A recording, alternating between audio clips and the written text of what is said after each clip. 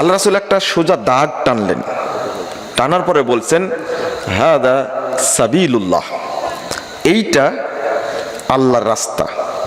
সুম্মা খাত্তা খুতুতান আন ইয়ামিনিহি ওয়া আন শিমালি, অতঃপর তার ডানে এবং বামে অনেকগুলো রেখা টানলেন, দাগ টানলেন।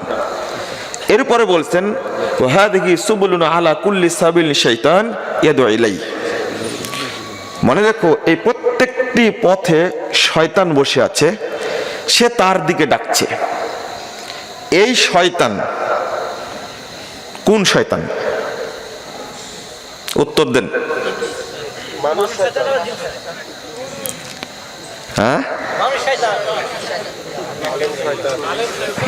আলেম শয়তান। এর আগে আমি বক্তব্য বলেছি, রাগ করবেন না, একটু শুনে নেন। শয়তান মিনাল জিন্নাতি ওয়ান নাস, এটা কয়েকটা আয়াতই আছে। মানুষ শয়তান আর জিন শয়তান। আমি বললাম এখানে কোন শয়তান? সহিহ বুখারীর 2য় খণ্ডের 1049 পৃষ্ঠায় একটা লম্বা হাদিস বর্ণিত হয়েছে। রাসূলুল্লাহ সাল্লাল্লাহু আলাইহি ওয়াসাল্লাম সেই হাদিসে গিয়ে বলছেন, যখন হুযায়ফা রাদিয়াল্লাহু আনহু প্রশ্ন করলেন যে এর পরে কি কোনো অকল্যাণ আছে, আল্লাহ রাসূল বলছেন যে হ্যাঁ, কওমুন ইস্তান্নুনা বিগাইরি সুন্নতি ফায়াহতাদুনা বিগাইরি হাদিয়ি। তারপরে বলছেন দুআতুন আলা আবওয়াবি জাহান্নাম মান আজাবাহুম ইলাইহা কাযাফুহু ফিহা। রাসূলুল্লাহ সাল্লাল্লাহু আলাইহি ওয়াসাল্লাম বলছেন দুআত, দায়ীর বহু বচন দুআত, বহু দায়ী, বহু আলেম ও জাহান্নামের দরজায় দাঁড়িয়ে থেকে মানুষকে ডাকবে, এদিকে আসো এদিকে আসো। নিজেই জাহান্নামের দরজায় আছে, আবার মানুষকে বলছে এদিকে আসো। মানা যাবাহুম ইলাইহা, তাদের দিকে যেই সাড়া দিবে কাযাফুহু ফিহা, তারা তাকে ধরে জাহান্নামের মধ্যে আছাড় দিবে। আছাড় দেওয়া বুঝেন তো? একটা ফেলে দেওয়া আর আছাড় দেওয়া একরকম না। কাযাফুহু ফিহা, জাহান্নামের মধ্যে ফেলে দিবে। এরা কারা? হুযায়ফা বললেন ইয়া রাসূলুল্লাহ সিফহুম লানা, তাদের পরিচয় বলুন। রাসূলুল্লাহ সাল্লাল্লাহু আলাইহি ওয়াসাল্লাম বলছেন ওয়াহুম মিন জিলদাতিনা ওয়া ইয়াতাকাল্লামুনা বিআলসিনাতিনা, পরিচয় কি? আমাদের মতোই চামড়ার মানুষ হবে, আমাদের ভাষায় তারা কথা বলবে। সহিহ মুসলিম এসেছে 2য় খণ্ডের 76 পৃষ্ঠায় রাসূলুল্লাহ সাল্লাল্লাহু আলাইহি ওয়াসাল্লাম বলছেন একটা পার্থক্য আছে, কুলুবুহুম কুলুবু শায়াতিন ফি জুসমানি ইনস, তাদের অন্তরটা হবে শয়তানের অন্তর, কিন্তু দেহটা হবে কার? মানুষের। এই জন্য বললাম যে প্রত্যেকটা পথে বসে আছে যে শয়তান, এই শয়তান কি মানবরূপী শয়তান না আলেমরূপী শয়তান? দায়ী যারা রাসূলুল্লাহ সাল্লাল্লাহু আলাইহি ওয়াসাল্লাম নিজেই ব্যবহার করেছেন। এইটা পথ দেখার পরে যেটা ইবনু মাজাতে এসেছে, রাসূল সাল্লাল্লাহু আলাইহি ওয়াসাল্লাম ফাওয়াদা ইয়াদাল ইয়ামনা আলাল আওসাত, সোজা রেখাটার উপরে ডান হাত রেখে বলছেন ও আন্না হাযা সিরাতি মুস্তাকিমা ফাত্তাবিউহু ওয়া লা তাত্তাবিউস সুবুল। দলিল পেশ করছেন রাসূলুল্লাহ সাল্লাল্লাহু আলাইহি ওয়াসাল্লাম, সূরা আনআম 153 নম্বর আয়াত। ওয়া আন্না হাযা সিরাতি, নিশ্চয় এই সোজা রাস্তাটি আমার রাস্তা, সিরাতি আমার রাস্তা, ফাত্তাবিউহু তোমরা এই রাস্তারই অনুসরণ করবে, ওয়ালা তাত্তাবিউস সুবুল অন্য অন্য রাস্তার অনুসরণ করো না, যদি করো ফাতাফাররাকা বিকুম আন সাবিলি, আমি যে রাস্তাটি দেখালাম এই রাস্তা থেকে তোমরা বিচ্যুত হয়ে যাবে, পথভ্রষ্ট হয়ে যাবে।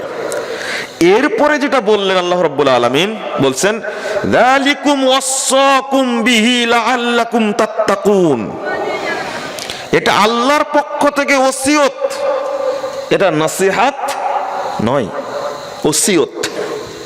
আল্লাহ ওসিয়ত করছেন লাআল্লাকুম তাত্তাকুন, কোন পথে তুমি পা বাড়াবে,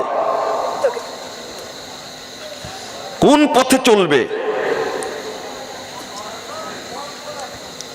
তাফসীর করতে গিয়ে মুহাদ্দিসগণ বলছেন যে তাত্তাকুন আন আহলি দাল্লাহ ওয়া আহলিল আহওয়া, যারা পথভ্রষ্ট তাদের থেকে সাবধান থাকো, যারা বেদাতি তাদের থেকে সাবধান থাকো।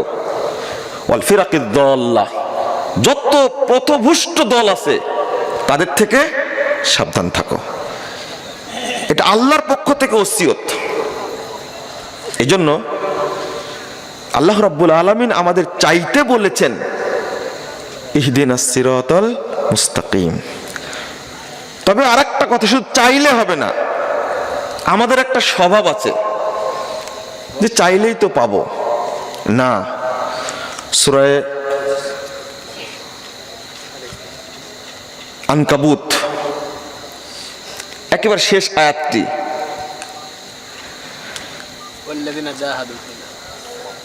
আপনার 69 নম্বর আয়াত, ওয়াল্লাযীনা জাহাদু ফীনা লানাহদিয়ান্নাহুম সুবুলানা, যারা ওয়াল্লাযীনা জাহাদু প্রচেষ্টা করে ফীনা আমার পথ পাওয়ার ব্যাপারে, লানাহদিয়ান্নাহুম সুবুলানা, তাদেরকে আমি পথ অবশ্যই অবশ্যই দেখাবো।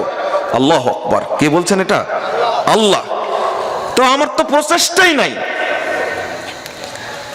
মুখে পান চাবাচ্ছি আর মুড়ি চাবাচ্ছি আর বলছি যে কোনো একটা দলে থাকলেই হলো, যে কোনো একটা পথে থাকলেই হলো, তাই না? বলি না?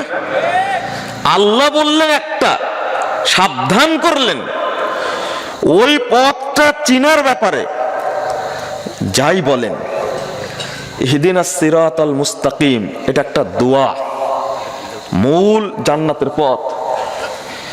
জান্নাতের পথ যেটা, সেটা চাইতে বলছেন আল্লাহ রাব্বুল আলামিন। কোরআনের আয়াত পড়লে এমনিতেই আসার হয়, এমনিতেই প্রভাব পড়ে। আলহামদুলিল্লাহ, যদি অন্তর থেকে পড়া হয় যে আমি সিরাতে মুস্তাকিম চাচ্ছি, তাহলে আল্লাহ রাব্বুল আলামিন অবশ্যই দিবেন। আর একটা হলো প্রচেষ্টা, আমি তো দেখলাম না, কেন কথাগুলো বললাম? আরেকটু এগিয়ে যাই। ঘুম ঘুম ভাব থাকলে একটু সচেতন হন। এখন বর্তমান যুগটা সবচেয়ে বড় বিভ্রান্তির যুগ। এমন অবস্থা সৃষ্টি হয়েছে, আলোচনাটা করতে চেয়েছিলাম 10টার দিকে, যতটুকু সম্ভব করা যায় কিনা, কিন্তু বড় বড় বক্তা তো অনেক, জায়গা পায়নি ওই জায়গায়।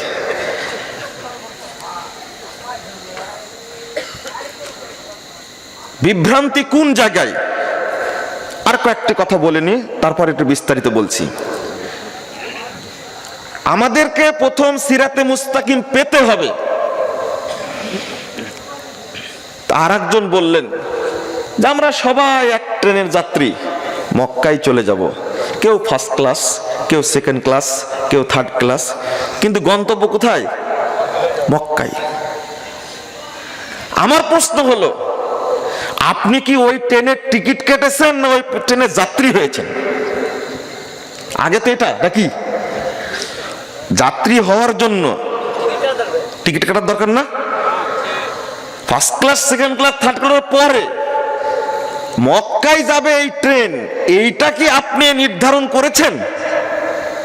আমি মনে হয় বুঝাতে পারলাম না আপনাদেরকে। আগে ওইটা বুঝেন। আমি তো ট্রেনে উঠতেই পারিনি, মক্কায় যাব কি করে? আগে পথটা ঠিক করি। উদাহরণ চমৎকার, কিন্তু শুভঙ্করের ফাঁকি, এর মধ্যে বিভ্রান্তি লুকিয়ে আছে। আমি তো তাকে পথ চিনাতে পারিনি।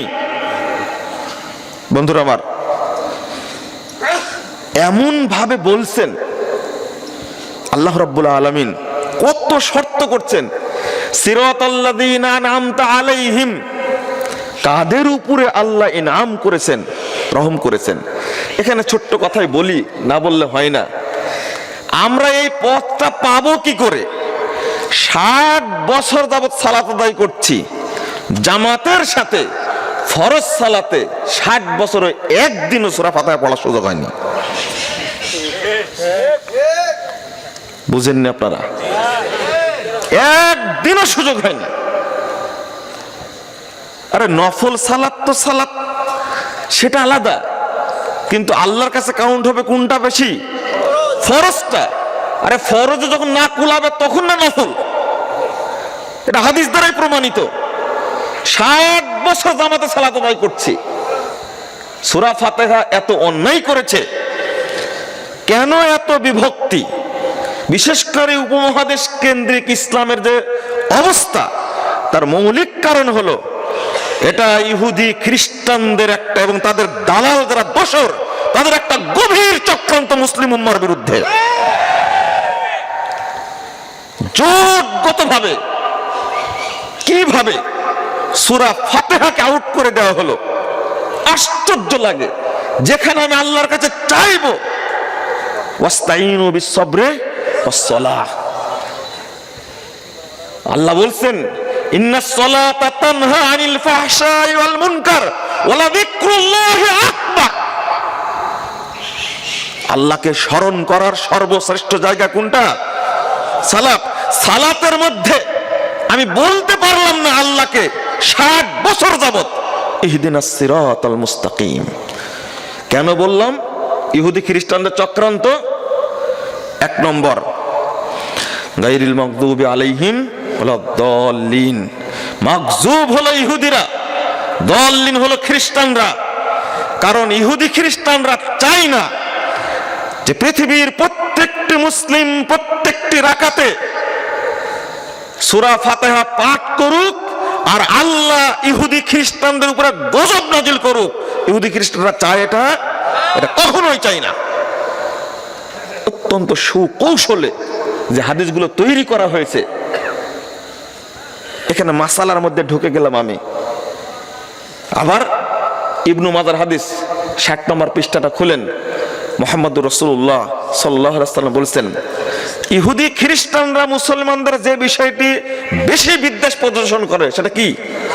আমিন বলা। আর একটা হলো সালাম দেওয়া। আমিন বললে সহ্য করতে পারে না। কি আশ্চর্য ফতোয়া! আচ্ছা, বুড়াদেরকে না বুঝাতে পারলে তো যুবকদেরকে বুঝাতে পারবো? পারবো না? মৌলবী আর মুরব্বী এই 2 শ্রেণীর মানুষকে পথে আনা যায় না, বাকিদের আনা সহজ হয় আলহামদুলিল্লাহ। আমি এই মৌলবীদের কথা বলছি না। এই 2 শ্রেণীর মানুষ ভুল তো সংশোধন করবেই না, বরং ভাবখানা দেখলে, আর আমি তো প্রফেসর, আমি তো ডক্টর, আমি তো মাদানি, আমি তো মাস্টার্স পাস, আমি তো অনার্স পাস, রাসূলের কোনো পাশই ছিল না, অত তার চেয়ে আমি বেশি জ্ঞানী। নাউজুবিল্লাহ, আস্তাগফিরুল্লাহ। ভাবখানা এরকম দেখায়। এই জন্য বলছি, এই মুরব্বী আর মৌলবী দুইজনকে না বুঝাতে পারলে বাকি শ্রেণীর মানুষকে বোঝানো যায় আলহামদুলিল্লাহ। অন্তত এতটুকু বোঝানো যায়, ইমাম কেরাত পড়ছে তাবারাকাল্লাযী বিয়াদিহিল মুলক ওয়া হুয়া আলা কুল্লি শাইইন কাদির, মুক্তাদি দৌড় দিয়ে গিয়ে আগে দাঁড়ালো, দাঁড়ানোর পরে কেরাত চলছে, বলল ইন্নী ওয়াজ্জাহতু ওয়াজহা লিল্লাযী ফাতারাস সামাওয়াতি ওয়াল আরদ হানিফা ওয়া মা আনা মিনাল মুশরিকিন। তারপর বলছে নাওয়াইতু আন উসাল্লি 4 রাকাতান মিনাজ যুহরি ওয়াল আসরি ওয়াল ফজর ওয়ান নাকাই, যত নিয়াত আছে এটাও পড়লো। তারপরে কানে হাত দিয়ে বলল আল্লাহু আকবার। এবার বলছে সুবহানাকাল্লাহুম্মা ওয়া তাবারাকাসমুকা ওয়া তাআলা জাদ্দুকা লা ইলাহা গায়রুকা। এই যে 3টা পড়ার পরে চুপ। কেরাত ইমাম সাহেব পড়ছে, এটা আলেমদেরও বুঝার কথা, যুবকদেরও বুঝার কথা, জ্ঞানী মানুষেরও বুঝার কথা। কোরআন তেলাওয়াত ইমাম সাহেব পড়া অবস্থায় যদি কেরাত পড়া না জায়েজ হয়, তুমি 2টা ভুয়া দোয়া বলেছো, জাল, মিথ্যা, বানোয়াট বলেছো। যেটা সানা পড়েছো, আবু দাউদ, ইমাম আবু দাউদ বলছেন, আলবানী বলছেন সহিহ, আবু দাউদ রাহিমাহুল্লাহ বলছেন এর ত্রুটি আছে, যাক এরপরেও সহি ধরে নিলাম। কিন্তু তিনটা ভুয়া দোয়া দুইটা হলেও একটা সহি বলল, এই তিনটা কোনো দোষ করলো না, দোষ করলো কি সূরা ফাতিহা। আরে ফজর মাগরিব এশায় না দোষ, কিন্তু এশার সালাতে পরের দুই রাকাত কি দোষ করলো? মাগরিবের সালাতে তৃতীয় রাকাতে কি দোষ করলো? জোহর আসরের 4 রাকাত কি দোষ করলো? 4 4 8 রাকাত কি দোষ করলো? যদি ইমাম পড়ে ফেলা দেয় আমার আগে বা ইমামের আগে আমি পড়ি, ও তাশাহুদ পড়ো না তুমি, রুকুর দোয়া পড়ো না, সেজদার দোয়া পড়ো না, যদি ইমামের আগে হয়ে যায় তখন কি হবে?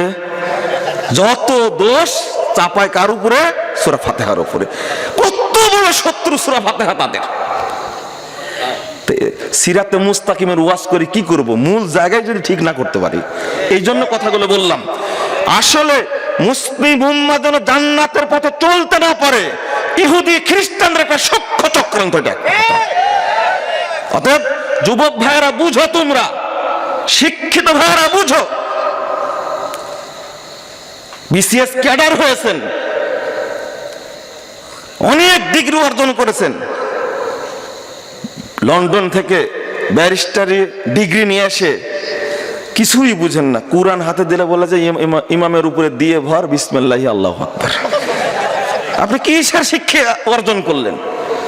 বিসিএস ক্যাডার হলেন, ফার্স্ট হলেন, অমুক বিসিএস ফার্স্ট হয়েছে বলছেন আপনি।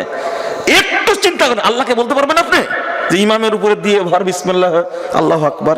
এমনি বলা ইক্তেদায় তো ভেজাল ইমাম। আপনি জবাবটা দিবেন কি করে? আগে বলছি, এই কথাগুলো বলার পিছনে কারণ হলো সালাত শ্রেষ্ঠ ইবাদত, সেখানে আগে দৃঢ়তার সাথে বুকে হাত বেঁধে আগে আল্লাহকে বলুন ইহদিনাস সিরাতাল মুস্তাকিম, এটা বলা শিখুন। তারপরে আশা আল্লাযীনা আনআমাল্লাহু মিনান নাবিয়্যিন ওয়াস সিদ্দিকিন ওয়াশ শুহাদা ওয়াস সালিহিন ওয়া হাসুনা উলাইকা রফিকা। আল্লাহ বলছেন তারা হলেন নবীগণ, তারা হলেন সিদ্দিকগণ, তারা হলেন সৎ বান্দাগণ, তারপরে বলছেন শহীদগণ, ওয়া শুহাদা ওয়াস সালিহিন, আগে শহীদগণ তারপর সালেহ বান্দা। তাহলে এই 4 শ্রেণীর মানুষের পথ আমি চাইলাম। যদি আমাদের পথটা সালাফদের পথের মতো না হয়, তাহলে আমল করে ইবাদত করে কোনো লাভ নেই, দরকার নাই। আল্লাহ রাব্বুল আলামিন শর্ত করেছেন এক জায়গায় না, কয়েক জায়গায়। 1 নম্বর সূরা বাকারা 137 নম্বর আয়াত আল্লাহ বলছেন ফাইন আমানু বিমিসলিমা আমানতুম বিহি ফাকাদ ইহতাদাও, যদি তারা ঈমান আনে অনুরূপ যেভাবে তোমরা ঈমান এনেছো।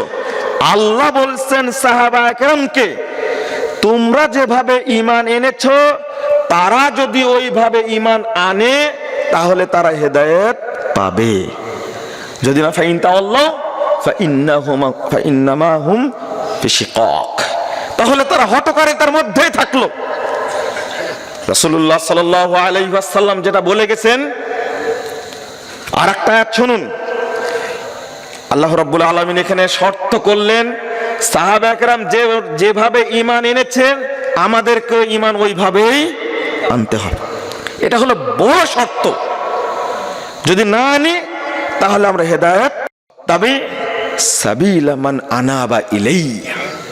আল্লাহ বলছেন যে তুমি তার পথের অনুসরণ করো যে আমার দিকে অগ্রগামী, অর্থাৎ সাহাবায়ে কেরাম উদ্দেশ্য। রাসূল সাল্লাল্লাহু আলাইহি ওয়াসাল্লাম বলেছেন খায়রুন নাস করনি সুম্মাল্লাযিনা ইয়ালুনাহুম সুম্মাল্লাযিনা ইয়ালুনাহুম ওয়া ফি রায়াতিন সুম্মাল্লাযিনা ইয়ালুনাহুম। সবচেয়ে উত্তম মানুষ আমার যুগের মানুষ, তারপরের যুগ, তারপরের যুগ। তাহলে রাসূলুল্লাহ সাল্লাল্লাহু আলাইহি ওয়াসাল্লামের যুগ, সাহাবীদের যুগ, তাবেঈদের যুগ এবং তাবেঈদের যুগ। ইবনু তাইমিয়া রাহিমাহুল্লাহ তিনি এত চমৎকার কথা বলছেন, as-salaf al-mu'minun al-munibun ফায়াজিবু ইত্তিবাউ সিরাতিহিম। আল্লাহু আকবার। তিনি বলছেন সালাফ ওই প্রকৃত মুমিন যারা আল্লাহর দিকে অগ্রগামী ধাবিত, আর তাদের পথের ইত্তেবা করা আমাদের উপরে কি ওয়াজিব। 20 নম্বর খণ্ডের 500 নম্বর পৃষ্ঠা, ফাতোয়া ইবনে তাইমিয়া, আপনি খুলুন। এখানে বলার উদ্দেশ্য হলো এটা যে শুধু এই আয়াত আমরা সূরা তাওবার 119 নম্বর আয়াত পড়ে বলি কি, ইয়া আইয়ুহাল্লাযীনা আমানু কুনু মা'আস সাদিকিন, তোমরা সত্যবাদীদের সাথে থাকো। আমি পীর, আমার বাপ পীর, আমার দাদা পীর, তার দাদা পীর, তার দাদা পীর, অর্থাৎ তাদের সাথে থাকো। এই কত বড় গাঁজাখুরি ব্যাখ্যা, চিন্তা করতে পারছেন আপনি? হ্যাঁ, ব্যাখ্যার তো একটা সীমা আছে। আল্লাহ রাব্বুল আলামিন বললেন আনসার বা মুহাজিরদেরকে সাদিকিন বলেছেন, বিশেষ করে মুহাজিরদেরকে বলতেন সাদিকিন। অর্থাৎ মুহাজির, সূরা তাওবা 100 নম্বর আয়াত, আস-সাবিকুনাল আউয়ালুনা মিনাল মুহাজিরিন ওয়াল আনসার ওয়াল্লাযীনা ইত্তাবাউহুম বিইহসান। আল্লাহ রাব্বুল আলামিনের কত বড় দয়া যে যাদেরকে, আমাদেরকে যারা আমরা কোরআন এবং সহিহ হাদিসের অনুসরণ করি, আল্লাহ যে তৌফিক দান করেছেন, এই জন্য আল্লাহ শুকরিয়া আদায় করি, বলি কি আলহামদুলিল্লাহ, আলহামদুলিল্লাহ।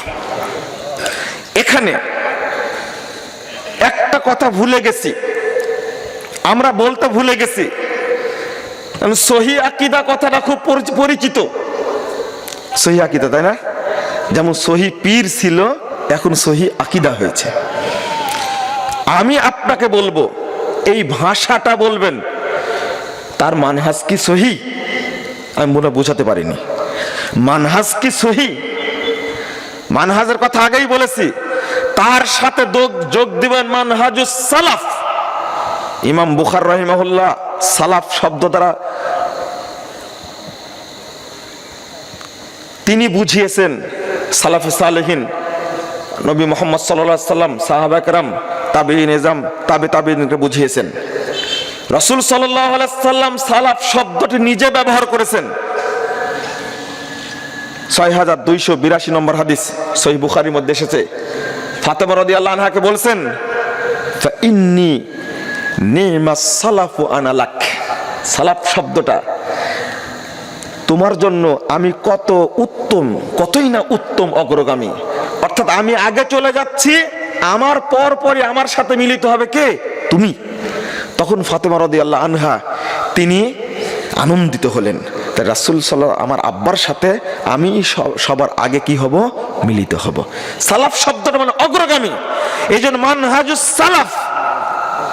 এতগুলো কথা বলছি কেন?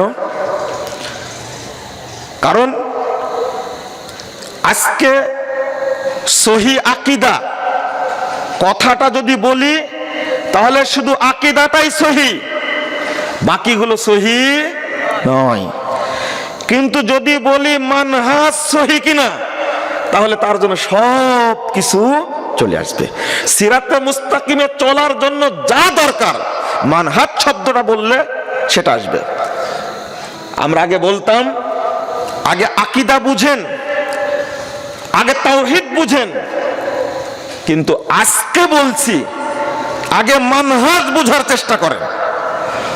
মানহাজ সহিহ কিনা সেটা দেখেন, মাযহাব না। কিন্তু বক্তব্য দিলাম আকীদার, আলোচনা করতে করতে যাচ্ছে, এতদিন শুনলাম আকিকা করতে হয় 7 দিনে, ছাগল দিয়ে করতে হয়, বুঝাতেই পারিনি। মানে আলোচনা হয়েছে কিসের উপরে? আকীদার উপরে। আর মানুষ আলোচনা করতে যাচ্ছে কি নিয়ে? যে আকিকা, যে কি আলোচনা করলাম। এখন আমি মানহাজ বলছি, আপনারা বুঝবেন না আবার যে আহলে হাদিসরা মাযহাব মানেই না, এটা মাযহাবের আলোচনা করলাম। মাযহাব না, কিন্তু কি মানহাজ। এই জান্নাতের পথ প্রশস্ত পথ, এটার আলোচনা করছে মানহাজ। পার্থক্যকে কিভাবে খুব সুন্দর পার্থক্য তুলে ধরেছেন প্রখ্যাত বিদ্বান, হানাফি বিদ্বান আব্দুল্লাহ লাখনবী রাহিমাহুল্লাহ আরাফ ওয়াত তাকমিল গ্রন্থের মধ্যে। আমি একটু পরে বলছি। কারো আকীদা সহি, বলে বেড়াচ্ছে আমার আকীদা সহি, তাওহীদ ঠিক আছে, কিন্তু ওই লোকের মানহাজ সহি না। আপনি বলবেন কি কথা বলছেন, আকীদা সহি মানহাজ সহি না মানে? হ্যাঁ, মানহাজ বলতে শরীয়তের সব কিছু এর মধ্যে অন্তর্ভুক্ত, কিন্তু সহি আকীদা বললে শুধু আকীদা চ্যাপ্টারটা আসে। এখন পার্থক্য যদি বলি, আকীদা একজন আলেমের সহি, কিন্তু আহলে হাদিসদের প্রতি যে এত বিদ্বেষ, সালাফিদের প্রতি এত বিদ্বেষ, সালাফিদেরকে দেখতেই পারে না, আহলে হাদিসদেরকে গালিগালাজ করে না? আছে না? আরো ভালো বুঝবেন, সেটা হলো ফরিদপুরের মসজিদ ভেঙ্গে দেওয়া হলো, আর একজন বলছে ওটা মসজিদ ছিল কিনা সন্দেহ আছে। আরে দেখো, মসজিদ ছিল না তুমি বলো, কিন্তু মাদ্রাসা পড়ানো যায় কি? তুমি বলো আগে, কি মাদ্রাসা পড়ানো যায়? মসজিদটা ভেঙ্গে দিল, ছোট্ট একটা মেম্বার আছে, তোমার চোখে পড়েনি? সারা পৃথিবীর কোটি কোটি মানুষের চোখে পড়েছে, তোমার চোখে পড়লো না কেন? এটা তোমার মানহাজ সহি না, তোমার আখলাক সহি হতে পারে। কেন এটা বললো? দুই, মসজিদ আল্লাহর ঘর, জোরে আমিন বলা, বুকে হাত বাঁধা, রফুল আয়োজন করা যদি অপরাধ হয়, আর এই অপরাধের কারণে যদি মসজিদ ভেঙে দেওয়া হয়, তারা সুযোগ পেলে শিয়াদের মতো কাবা ঘর ভেঙে দিবে ওরা। আমি সেই দিনই বক্তব্য, তারপরে 2 দিন পরে জুমার খুতবায় বলেছি, যারা এই কুলাঙ্গারের মতো মুসলমান দাবি করে, যারা মসজিদকে এইভাবে টুকরো টুকরো করে ছিন্ন ভিন্ন করে শেষ করে গেছে, বুখারী ছিল, মুসলিম ছিল, কোরআনের পাতা কোরআন ছিল, সেখানে সবগুলো ফেলে দিয়েছে, কত রাগ গুসা, টিনগুলোকে কুবায় কুবায় কেটেছে। এরা কখনো মুসলমান হতে পারে না, এরা ইহুদি খ্রিস্টানদের কেউ খারাপ না। এদের ব্যাপারে কথা বলবে না কেন? প্রথম বলার দরকার ছিল জাতীয় মসজিদ বাইতুল মুকাররম থেকে। বলেছে না? বলেনি? নীরব সমর্থন দিচ্ছে তারা। আহলে হাদিস ভাইরা, আপনারা সারা দেশে যত আহলে হাদিস আছে আলহামদুলিল্লাহ, একটা ঝাঁকুনি দিলে অনেক কিছু করা যায়। কিন্তু আমিও তো আলোচনা করি, কিন্তু আমরা যারা মানুষের সামনে দাঁড়াই, আমরা ব্যর্থ, এক টেবিলে বসতে ব্যর্থ হয়েছি, আল্লাহর কাছে আমরা জবাব দিতে পারবো না, জবাব দেওয়ার সুযোগ নাই। আমি যত বড় আলেম হই না কেন, আহলে হাদিস মসজিদ নাম আহলে হাদিস না, কিন্তু কোরআন এবং সহিহ হাদিসের চাষ সেখানে হয়। কিছু মানুষ তৈরি হয়েছে, ওই মসজিদে একদিন এমন ভূমিকা পালন করবে, ফরিদপুর সহ আশেপাশের জেলাগুলিতে কোন বেদাতি থাকবে না ইনশাআল্লাহ, কোন মাজার পূজা থাকবে না ইনশাআল্লাহ, কবর পূজা থাকবে না, পীর পূজা থাকবে না, শিরক পূজার গোষ্ঠী থাকবে না, সবগুলো আহলে হাদিস হয়ে যাবে ইনশাআল্লাহ। একদিন টাইম আসবে ইনশাআল্লাহ। কিন্তু আমাদের যে দায়িত্ব ছিল ঐক্যবদ্ধভাবে দাঁড়িয়ে যাওয়া, প্রধানমন্ত্রী বরাবর অন্তত স্মারকলিপি দেওয়া, আহলে হাদিসরা আলেমরা ঐক্যবদ্ধ হয়েছে। 24 ঘন্টার মধ্যে আমি বলেছি বক্তব্যে, আমি এতটুকু বলতে পারি, আল্লাহ তোমার কাছে বদদুয়া করতে পারবো, আর কিছু করতে পারবো না। দোয়া করার সুযোগ আছে, জেলখানায় রাখলেও দোয়া করা যায়, যতই কষ্ট দিক না দোয়া করা যায়। মাজলুমের দোয়া আল্লাহ কখনো ফেরত দেন না, দোয়া একদিন কবুল হবে ইনশাআল্লাহ।